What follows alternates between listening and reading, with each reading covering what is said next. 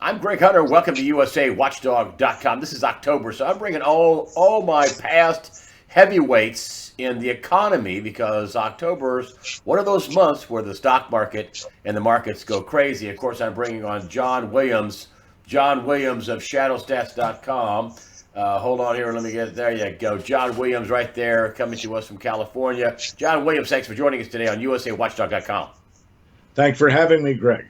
Well, I want to start with this unemployment number. Let's just start with the most recent thing. Is they're saying that we have an unemployment number with 49-year lows. I know you're doing a report on that later on, but what does that tell you about the economy? It's not doing too bad. Well, if you're looking at the unemployment rate, it's been redefined over the decades. If you starting back in 1994, they redefined the series to exclude what they call discouraged workers, people who aren't working, would like to work. They can't find work, and they've given up looking for work, but they'd still like to work. They used to count them fully as a discouraged worker as long as they were discouraged. 1994, and this is at the onset of the old NAFTA, they changed the definitions to eliminate carrying the discouraged workers for more than a year. If you were discouraged for a year, for more than a year, they just didn't count you anymore. I wanted to read something here. I have it on the other screen. It said, a Federal Reserve tightening hits the consumer hard, tightening any nascent broad economic upturn. So we did have a broad economic upturn, even though it's small, nascent. You're basically saying that the Fed is killing off the upturn. Is that what you're saying? The Fed is killing off the upturn with the rate hikes? Well, yes, it is. First of all, the headline upturn in the GDP is just amazing. It has recovered by 17.4%. I say recovered, expanded. The way you look at those numbers is you have the prior peak of activity, and then it starts to fall off. You go into recession. As the economy falls out to recession, then you hit a trough.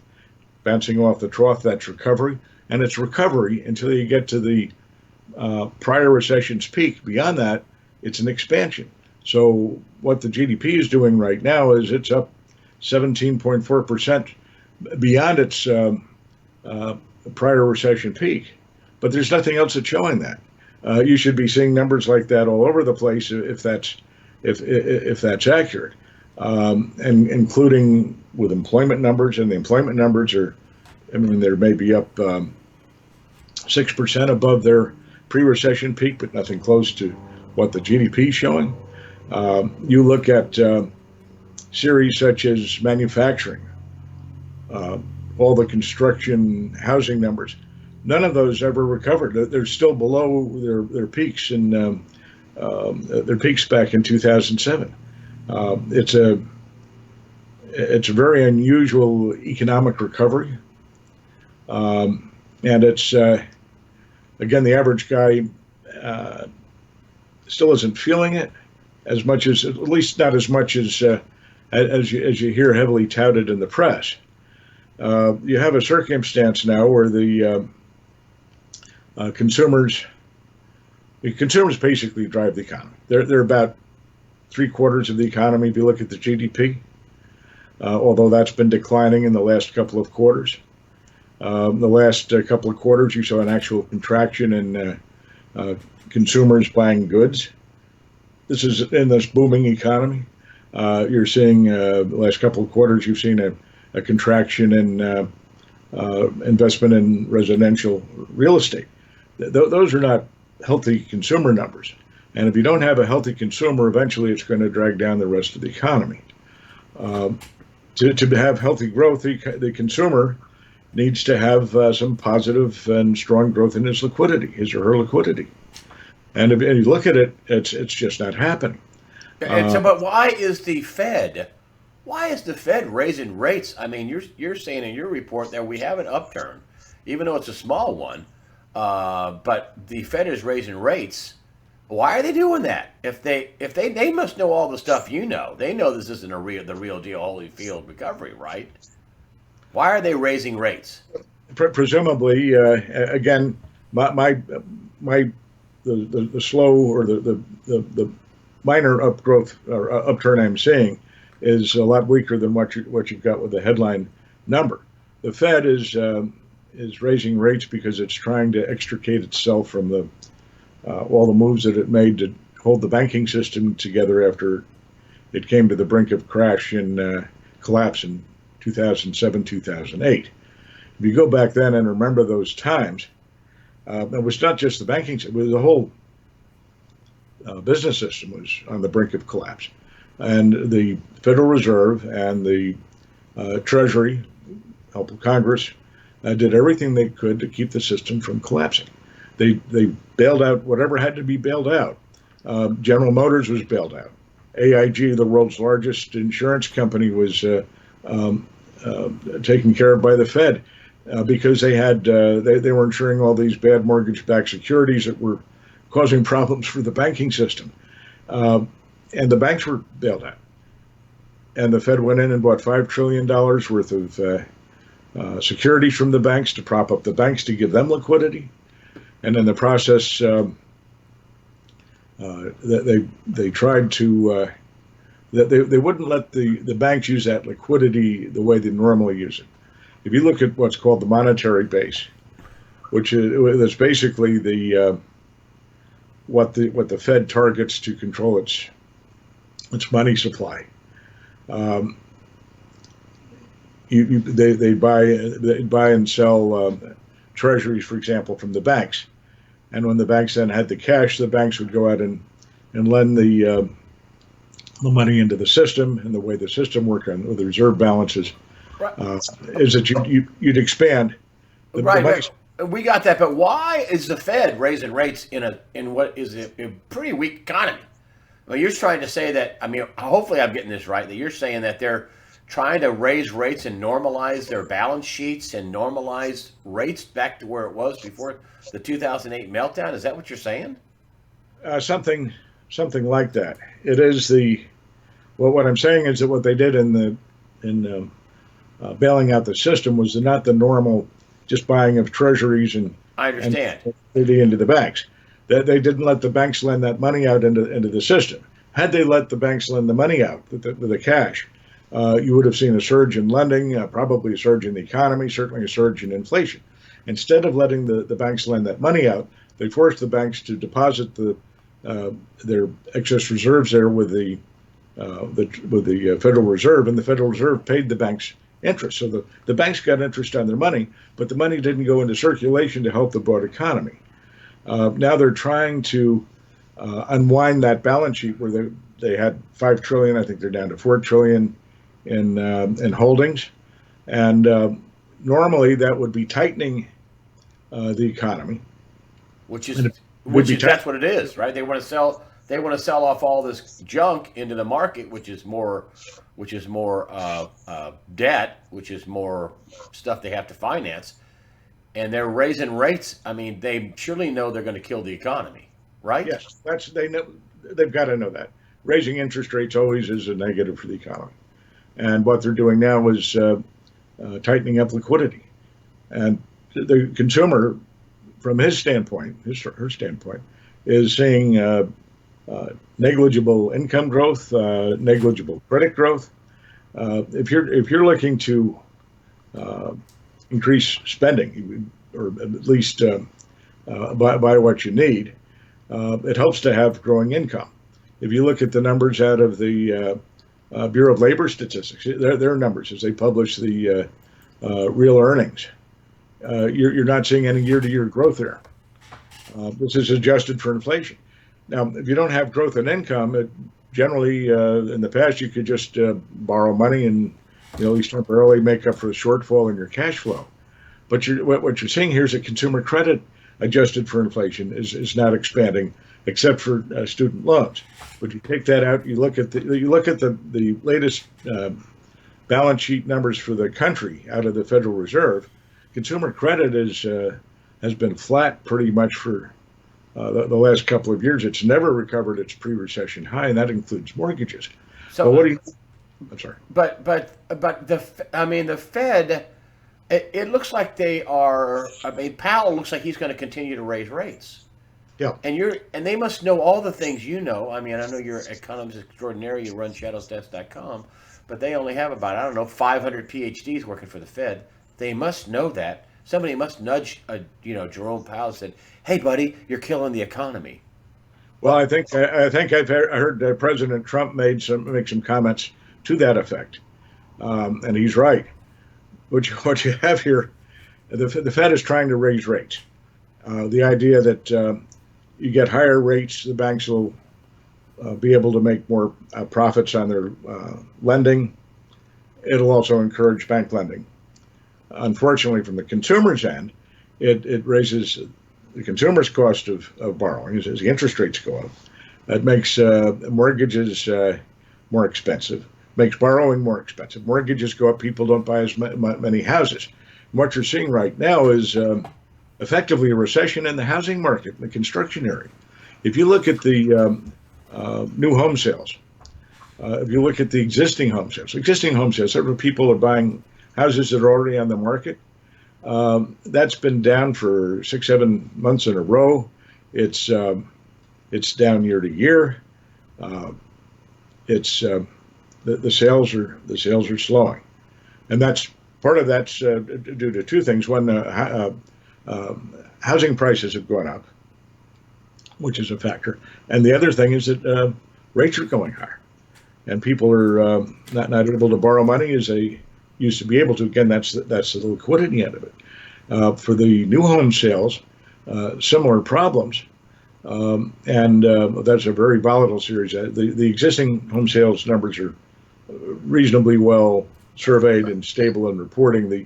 The new home sales jump up and down all over the place month to month. But as they stabilize, what you see is they're also in a downtrend.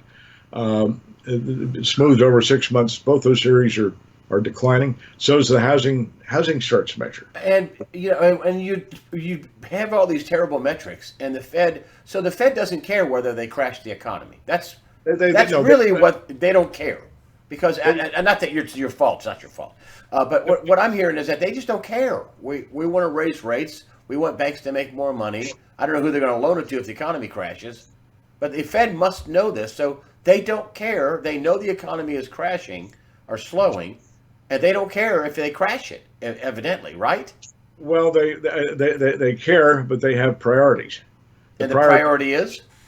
It's always been the banking system. If you go back to the crisis in 2007, 2008, the Fed says, "Oh my goodness, we have congressional mandates to keep inflation under control and to keep the economy growing at a normal pace."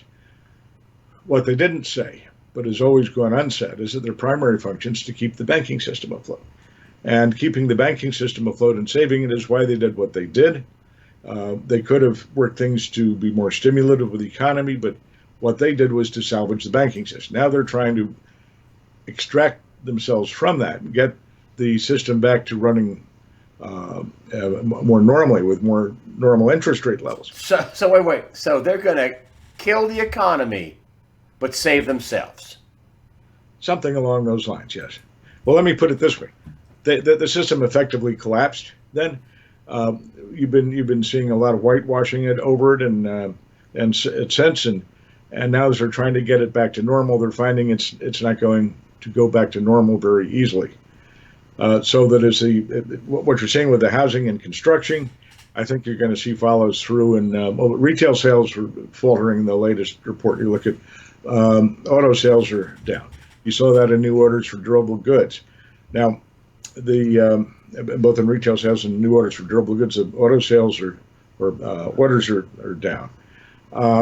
That's the consumer. And they don't care about the consumer. What they care about is their banking buddies. Well, the banking, I mean, basically, essentially, they care about their banking buddies. The banking buddies do better in a stronger economy and lending money, but they're not to that point yet. Now, you have seen another factor which is showing up in the numbers, and that is the government spending's picking up. And you look at the durable goods orders that were up in this last week or so. You take inflation out, And if you back out the commercial aircraft orders, which are very volatile month to month, they really obscure what's happening. Things were positive. If you take out defense orders, they were negative. There was a surge in defense orders, which propped up the new orders for durable goods. Do you think we're going to war? I'm sorry? Do you think we're going to war? I hope not. I think they're, among other things, they're trying to stimulate the economy through defense spending. And there's another metric there as well. The last week we saw construction spending, actual dollars spent for all areas of construction. If you look at the private sector, adjusting for inflation, even if you didn't adjust for inflation, it was down in the month. But the public sector was up, building highways, bridges, infrastructure. Again, you're seeing a pickup in government spending for infrastructure. There's this effort here to stimulate the economy from the administration standpoint with government spending. Problem is they can't cover it with the budget or the funding. I mean, if you're just going to borrow more treasuries against it, you're beginning to see the budget deficit explode. Well, you're also seeing a big. You're also seeing big spikes in the bond market. I mean, we went, one day it was 3.06, percent for the 10-year, and then it went up to 320, and you're seeing spiking, this gyration in the bond market. I mean, that's a pretty big move in a couple of days. 14, 15 basis points, 20 basis points. I mean, that you're going to see some real. What do you make of the bond market going crazy and selling off? Part of that is all again tied to what the Fed's doing. The Fed is trying to get interest rates normally right above the rate of inflation. Now, forgetting for a moment that we're not getting accurate inflation numbers out of the government. Yeah, the inflation rate, your inflation rate's nearly 10%, right? That's shadowstats.com. Yeah, but you're not going to see the interest rates up there at this point in time at that. And the phony inflation rate, they're telling us it's around 2%. No, they're right now they're giving us an inflation rate that's just a tad under 3%. Ah, okay. So, but your numbers say it's around 10%, and they're saying it's Generally, you could expect in normal circumstances, and this is part of what the Fed's trying to balance here. They want to get the system back to normal, but they're not having much success with it. They get the They could wait. I got a question for you. I'm sorry. I'm going to get in here with you. So you just said they're trying to get the system back to normal. Well, in doing so, they could just kill it, couldn't they? Well, that's what they're doing. But the system here, as they're viewing it, is the banking system. In many ways, it would have been easier if the banking system had collapsed. We'd had a banking holiday and just restructured it and reopened and went ahead from there back in 2007, 2008. But that would have been a very difficult time for the people who own the banks. And again, the Fed's owned by the banking system. You're going to see the banking system continue as it is here, but it's been trying to get the banking system back into normal functioning, where it effectively went bankrupt. That hasn't worked too well, and that's continuing to constrain the economic activity. And as they are now raising rates to try and get the banks back to normal, that's further constraining the consumer. They're trying to fix the banks, and if they have to screw the consumer, it's okay. Well, that's basically they have an escape clause, which Janet Yellen talked about, and that is that if the economy falls back into recession, well, we'll just go back into quantitative easing. And do you think that's coming soon? I think it easily could happen here. The problem is that when the economy goes down, it increases the liquidity stresses on the banking system because the consumers default on debt. Companies tend to go out of business, again, stressing the bank's earnings and such. So that the quantitative easing was aimed to prop the banks in a difficult time for the banks. And that's if the economy turns down again because of what the Fed's doing or for other reasons. The Fed is very open to reinstituting quantitative easing. I think from the Fed standpoint, we're probably going to end up in a perpetual state of quantitative easing, unless they finally let the banking system reorganize, effectively fail as it Wash should. out the debt. Yeah, get it back to a new functioning system. It's still not functioning. Um, what would happen if we have all these? Washington politically is a mess. They're fighting Brett Kavanaugh, tooth and nail. I think they're going to seat him, and they brought up military tribunals at his confirmation hearing. Lindsey Graham did, and that was very bizarre. But I think it's a telegraph that they had a soft coup, they had a failed coup. I mean, it's, the FBI, the DOJ, this is all proven. I mean, the CIA, Brennan, they let off Hillary from obvious crimes. What happens if they start arresting people, John Williams? What do you suspect? And this is not any data now, this is just John Williams talking. What happens if they start bringing people to justice, big name people to justice? Could the whole system go haywire?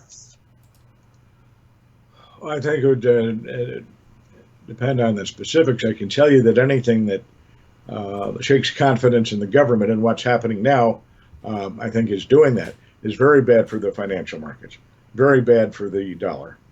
The underlying all of this is the relative strength of the dollar. And you have a strong dollar, you can borrow money, people from abroad will lend it to you. But if the dollar is weaker, people are going to flee from the funding. That'll tend to spike interest rates. It'll spike inflation. Again, one reason the Fed's trying to raise rates, and they don't have rates, again, to a level that really is above inflation. How can you sell treasuries? I mean, people want to buy treasuries for liquidity. But if you look at the short-term treasuries, you get a negative yield after inflation. You do better to go out and buy a lot of canned goods and for the next year, and they'll go up more in price than the treasury yield. It's a very unusual circumstance, and if they can get the more they raise the interest rates against the rest of the world, that also helps to strengthen the dollar. But what would happen if they had mass arrests? What happens if they have all these indictments? They have 20 to 50,000 plus sealed indictments. They've obvious, painfully obvious with the documents. Lisa Page came out and said, well, the Mueller report, the Mueller was impaneled and they didn't have any collusion when he was impaneled. They didn't have any. He went on a witch hunt, basically. What happens if they totally reveal this failed coup, which they think they pretty much have? What happens if they start arresting people? I mean, could the country go into a big slide?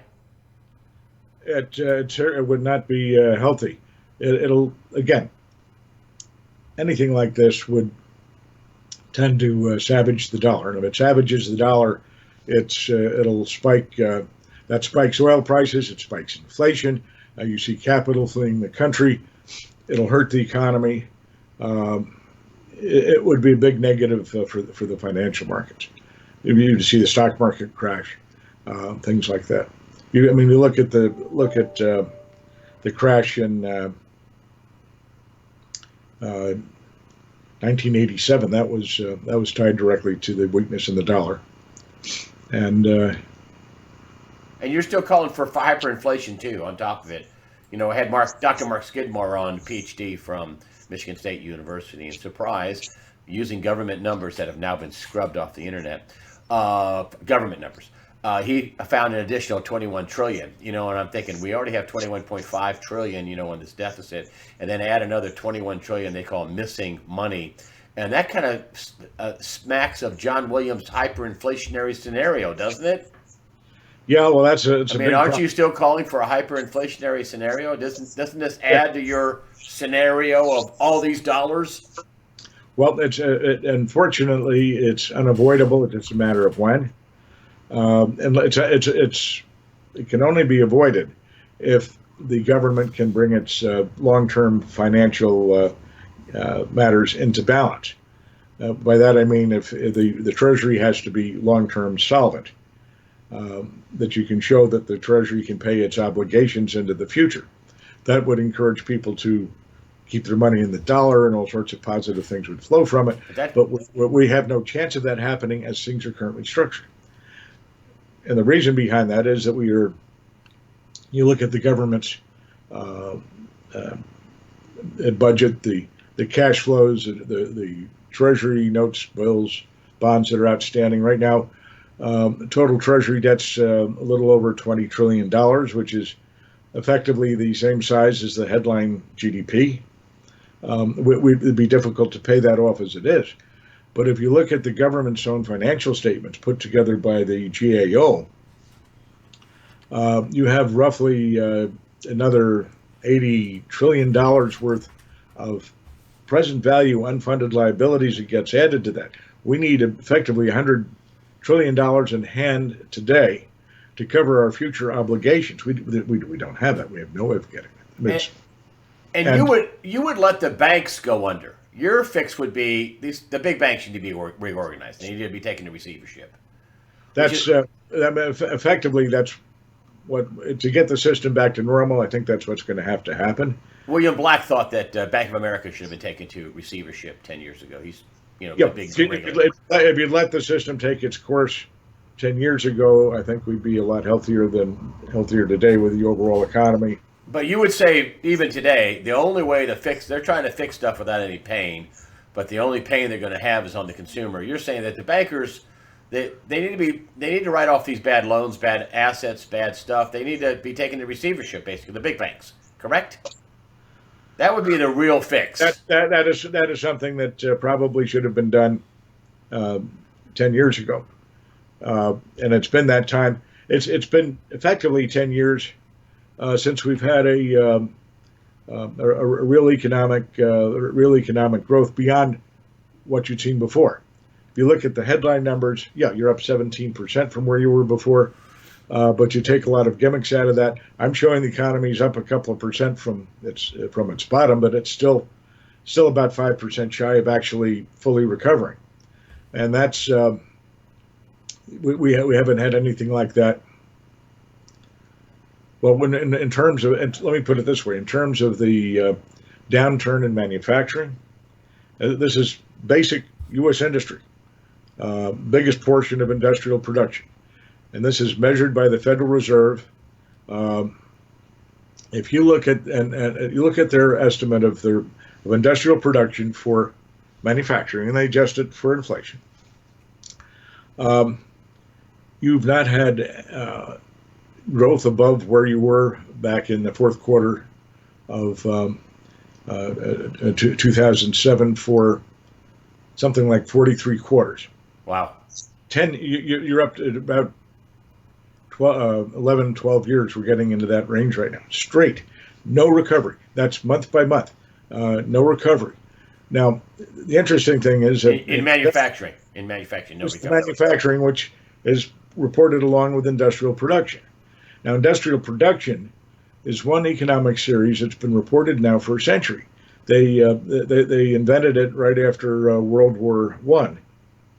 And in the last 100 years, you've never had a stretch of non-economic recovery, non-expansion in manufacturing as long as we've seen here.